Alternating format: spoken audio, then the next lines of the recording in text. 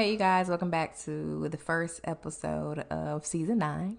I can't believe I've put out over 100 podcast episodes. As some of you may know, I started this podcast journey back in 2019 in my car, and here we are, 2020, and still going strong. I want to start off this season with an episode about letting go of control. I have a real issue with allowing others to take the lead on things that directly affect me.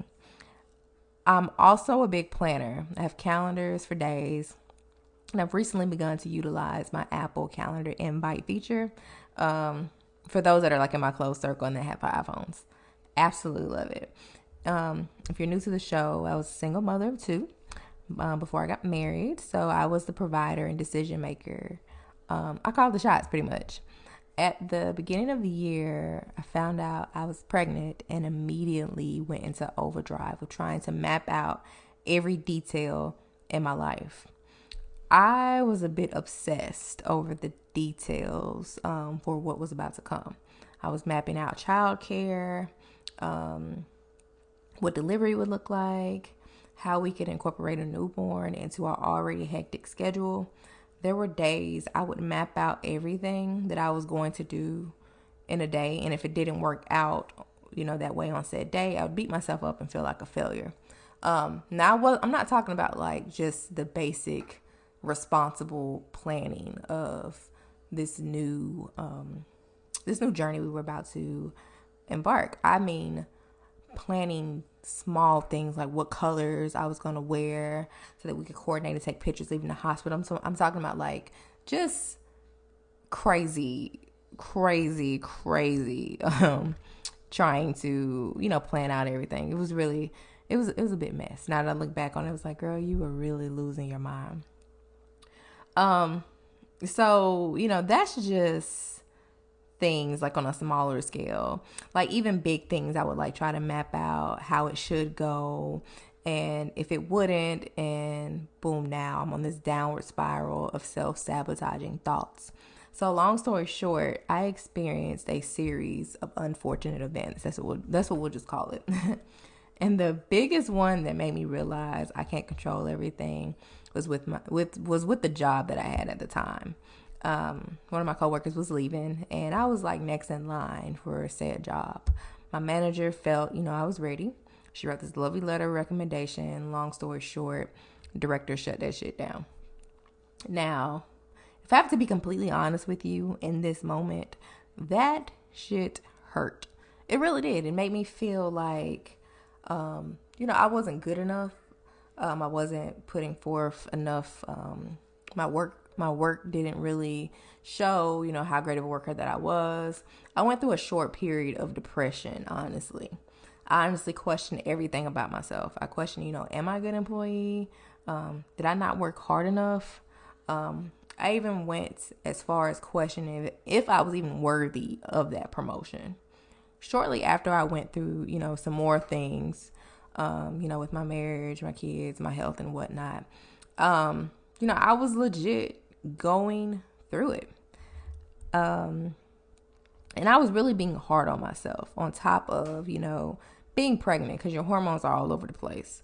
But I was legit just hard on myself. After those moments, I realized that I had to let go of trying to be in control of everything. Change is that one thing that's constant in our world and in our life. And it's impossible to control things when there are other outside factors involved. It's hard to let go of the need to be in control when you're constantly worried about the future. Life is full of unexpected things, and when you let go of the control, you're pretty much trusting that everything will work itself out. When you try to control things, you're giving up your sense of peace.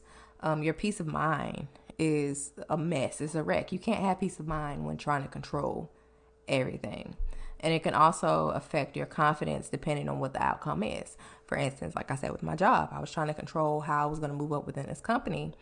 And when it didn't work out the way that I wanted to, I pretty much beat myself up and, got hard on myself.